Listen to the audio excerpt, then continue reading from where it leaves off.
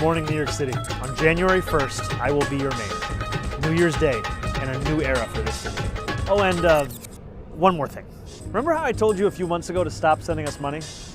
You can start again. Make New York more affordable by asking for more money. Who can we thank for running such a genius campaign? Well, that would be Mamdani's aloof lavender wife, Rama Duwaji, because she's empowered or whatever. She didn't take his last name. It's really not that surprising considering how femme Zoran is looking. This guy is a queen. The celebrity worship of Rama Duwaji has become prevalent, and one of the things often talked about is her artistry. Her art is so lay unique and not corporate LGBT art style that we haven't seen a million times. She's so creative and original that she feels the need to insert herself into her art constantly. She hardly draws anything else. What would liberal social justice art be without featuring angry brown women with big noses and fire? She's about as skilled at art as a middle schooler painting their first self-portrait. It's a good thing that this is her profession. Sure, I might get called a racist if I ever drew art this menacing of Syrians, but art is subjective, which means you should forego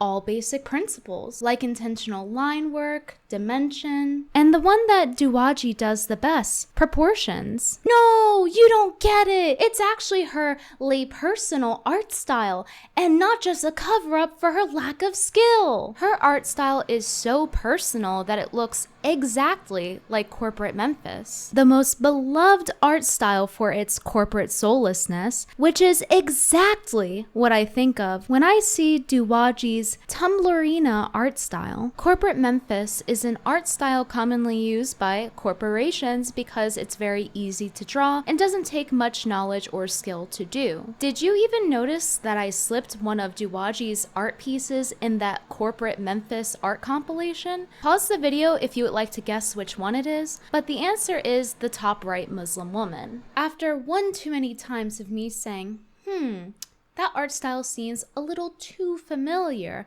a little too on the big nose, I did some digging, and apparently the reason why her art reflects a generic liberal woman's idea of what art is because her clients include The New Yorker, The Washington Post, BBC, and others. But if you dare to point that out or say that she's astroturfed, then you're Islamophobic or something. Rama's art isn't the only totally organic thing that's being propagated in front of 18 to 25-year-old female masses. Women are cutting their hair short to look like her. It's not a psyop.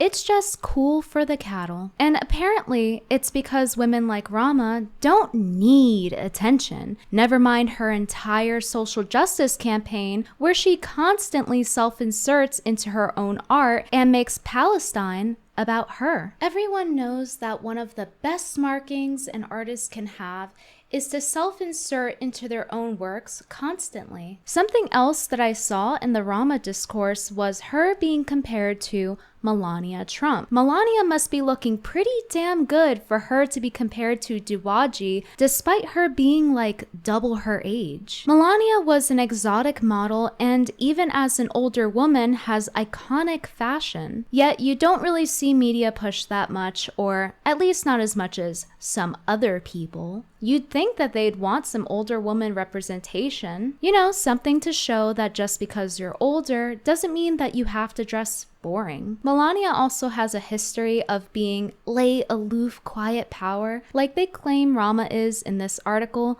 but again, not much spotlight is on Melania for it. In the article, titled How Zohran Mamdani's aloof wife, Rama Duwaji, quietly steered his campaign from behind the scenes, they called Rama Duwaji Princess Diana. Wow, all of these posts on Shitter also said the same exact thing.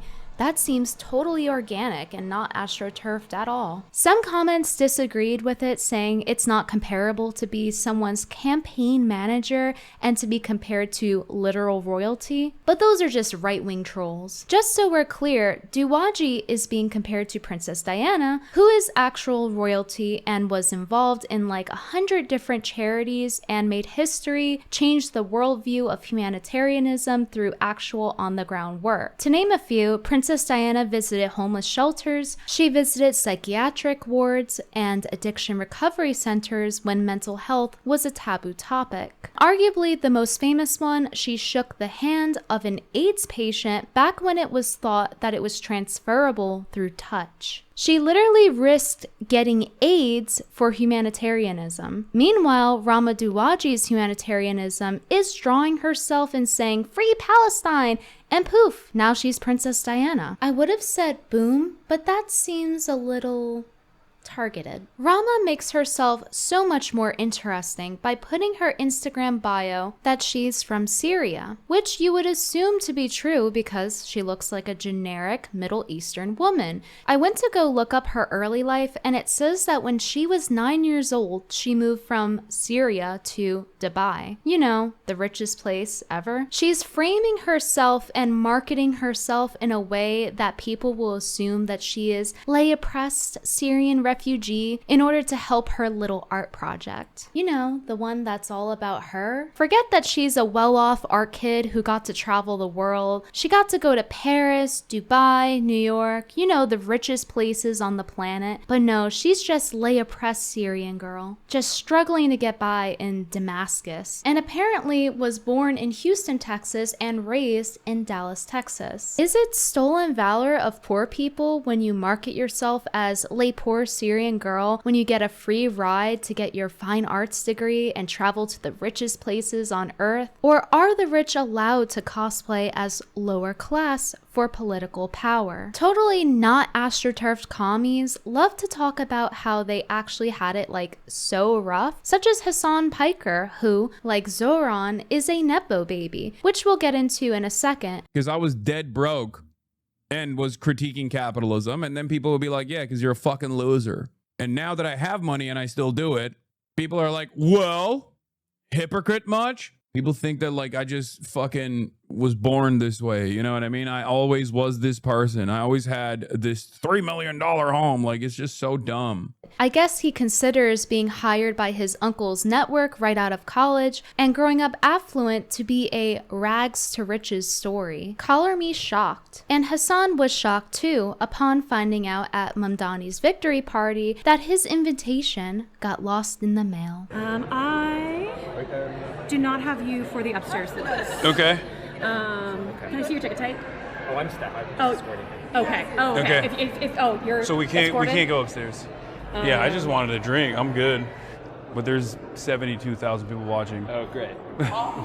Don't you know who he is? He's Hassan Piker. I'm shocked that Hassan's fashion alone didn't get him into Mamdani's party. As I said earlier, Zoran is self-admittedly a nepo baby. He's able to be a career politician because mommy funded him. I actually created a playlist for Mira, who also happens to be my mother. You know, nepotism and hard work goes a long way. Zoran's mother, Mira Nair, is an Oscar-nominated filmmaker. His father is an Ivy League professor, which is pretty prestigious as well. According to People's Magazine, they said his parents influenced him to do politics. Quote, "When you're the kid of two parents who are very involved in social justice, a lot of the times what you remember as a play date was you being at some rally or some march," he said. Bringing your child to a bunch of marches and rallies when they're too young to even remember what the hell they're going for is the best way to ensure the soullessness required to be a career politician. No childhood, just brainwashing. Anyway, Zoran having his mommy pay his way doesn't stop him from participating in the oppressed brown person Olympics. Let's go, baby. Let's go. Tell me, why is Palestine a part of your politics? When you grow up as someone, especially in the third world, you have a very different understanding of the Palestinian struggle. Like his wife Dwaji, Zoran proved that he is such a foreign brown guy that he actually ate rice with his bare hands, getting it in his fingernails to show you how he is totally authentic Indian. Apparently, he knows how to use utensils to eat this burrito, something that you normally eat with your hands, since it's sanitary to do so, unlike mushy food that gets in your fingernails. But instead, he forgot his Indian at home this time and chose to use a knife and fork on his burrito. He's seen doing this multiple times, such as his appearance with Adam Friedland, where you can see the utensil in his rice, as well as on his lunch date with the Latinx queen of oppression herself, AOC. That's right, you're getting spoon-vestigated. And if you aren't convinced yet of Mamdani being a oppressed foreign brown person yet, here he is doing a totally different accent than what he normally has. So in February, I made a playlist, even before shooting, of a kind of a sound that the film could have. And that was as far as it went for the first few months. I was supposed to assist the music supervisor, but I ended up picking all the songs for the film. I think that first and foremost, there are many taxes to be raised on the many, many wealthy people across this state. Or maybe sounding like a total fucking nerd is his real accent. Who knows? I actually created a playlist. I do want to raise taxes. Did he really do this to get more minority votes? Talk about brownie points, right? And it worked because he won the black vote as well as the Hispanic vote. And in an interview with the Turkish-American podcast, Mamdani sounded different again. I'll be honest with you, Brother Mansoom, is that at this point, not many people are thinking about it. And here is Zoran during his rapper days. You know, it would have been here earlier, but worldwide tour is a worldwide tour is a worldwide tour. The more brown you sound, the longer you stick around. Clearly, the New Yorkers voted for Zoran's amazing policies. Oftentimes, we've even found as legislators, when we go into these courts, the term violent crime is even used when people are stealing packages. Violent crime is even used when people are accused of burglary and there happens to be a housing unit in that same dwelling. So violence is an artificial construction. What is happening here with these district attorneys, that is violence. That is violence of the highest degree. We should just be more lax and let the violent criminals run loose in the city. I was actually watching Bearing and Sugar Tits' video upon research and found some additional genius policies that Mamdani and his mastermind wife came up with. Government-run grocery stores. No. No. City-owned supermarkets run by career bureaucrats. He's going to go all dictator on the supermarkets. Yeah. Like, everything will be branded as one brand. You'll only be able to get one brand. Yeah. Zohan's kebabs. Zohan's apples. Well, here's the other thing, right? If you're going to have government-run grocery stores, then aren't you competing with the grocery store up the road? Aren't you going to put other grocery stores out of business? The US allows all kinds of trash in their food that other first world countries don't allow. So these government mandated slop stores will definitely be very healthy because they'll be filled with seed oils, corn, preservatives, dyes, and whatever chemicals to meet their quotas, just like they do with baby food.